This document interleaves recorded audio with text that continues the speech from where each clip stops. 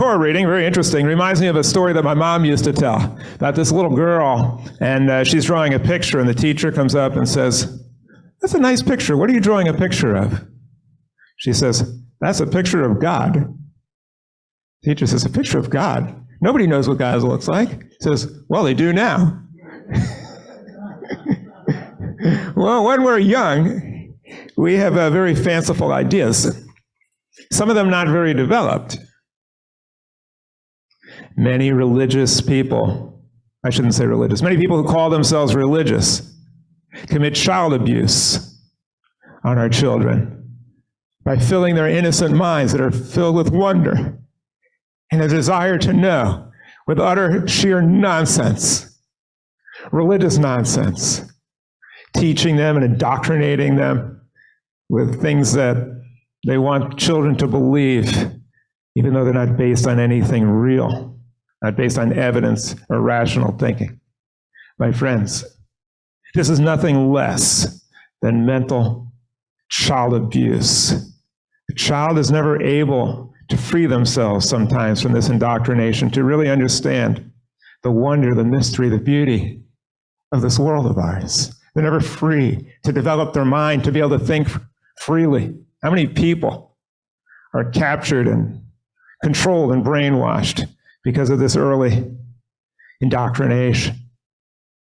That's why it's so important to teach people not what to think, but how to think rationally.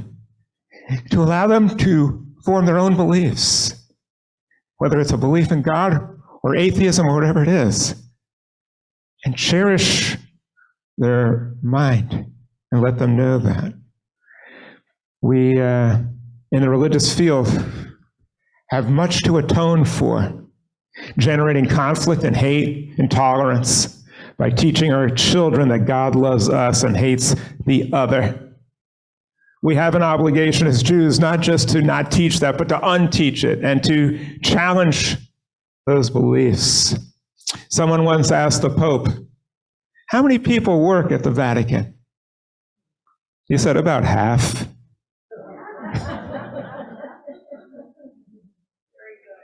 How many people work at being Jewish? Half? Well, what would happen if the Jewish people actually all worked at being Jewish? I don't mean going to a synagogue. I don't mean mouthing meaningless prayers. I mean trying to be a light to the nations, trying to increase knowledge and wisdom and kindness and love and peace and sharing our indomitable spirit, refusing to bow down to dictators and tyrants, even in our own political parties, resisting the urge of tyranny and those people who would try to subvert us and tear down the walls of democracy and storm our capital. What would happen if all the Jewish people rose up as one behind Jewish ideals of love and kindness and knowledge? No. Most of us are AWOL. The Orthodox are too busy trying to figure out who's more religious than the next and what rituals they have to perform in order to follow the rules of kashrut, which stopped making sense centuries ago. Most of the Reform, they say, "Oh, I'm very Reform." You know the difference between Reform and very Reform? Reform means that you go to synagogue once in a while. Very Reform means you never go, except maybe on Yom Kippur. But going to the synagogue doesn't mean anything, because what happens in the synagogue shouldn't stay in the synagogue. What's much more important, if we want to really accept our Jewry duty, is for Jews to never give up on humanity and to never say that the world just is always going to be in conflict and people are always going to fight, and that's just the way it is. Now, this passage is very interesting. Throughout human history, we have never been in a position where we could actually have knowledge about God. We knew nothing about how everything got here. Our ancestors looked around and they saw magnificent forests and streams and rivers and animals that seemed like they were designed by a creator that must be exceptionally intelligent to design a tiger or a bear or an ant. That must take incredible intelligence, they thought. They had no knowledge before Charles Darwin of how everything actually could get here without need for a supernatural being. Today, for the first time in human history, we're able to actually know about this creative power. You can call it God if you want, or you can say there is no God and say it's nature. It doesn't matter. But one thing now you don't need any faith in. We know that there is a creative power at work in this universe. Our ancestors called it God, we can call it nature. But that creative power was able to take one species and replicate it and diversify it and form all the living things on this earth. That's an incredible, incredible power. And we don't think about it much, but for tens of thousands and hundreds of thousands of years, our ancestors struggled just to survive.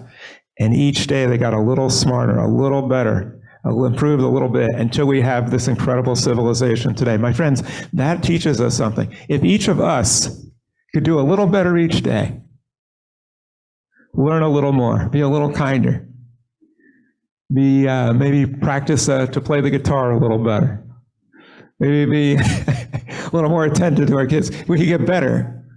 That's what being human is all about. It's using our minds and our heritage to get better. This concept of God, Ehiyeh Asher Ehiyeh, what it's really saying, if you think about it, I will be what I will be, is that God is not a person, it's not an animate object, it's not a physical being, it's a process, a creative process inside you and me that took one cell and turned it into 100 trillion of them that know what to do so that we can think and hear and see and feel.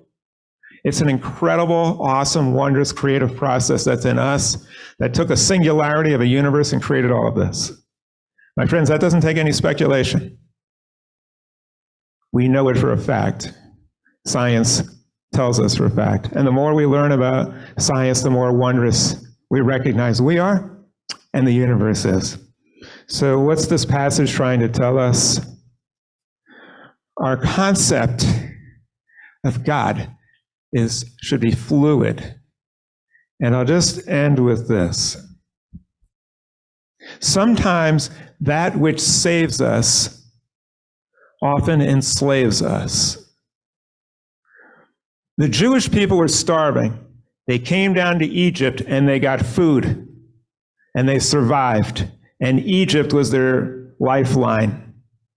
But they stayed too long and they became enslaved.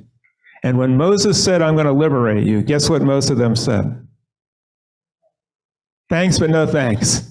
You're just causing trouble. You're making our life more difficult. Even after they got out of Egypt, most of them were complaining, we want to go back to Egypt. It was better there. We had free room and board. We didn't have to worry about the unknown. We were secure. We were safe. That's what most people want. Most people want to live their life in security and safety, doing the same thing over and over. The thought of freedom, of actually thinking for yourself and changing and being able to seek the promised land instead of just the same old thing every day. Most people are afraid to do it. They'd rather go back and be enslaved by their habits.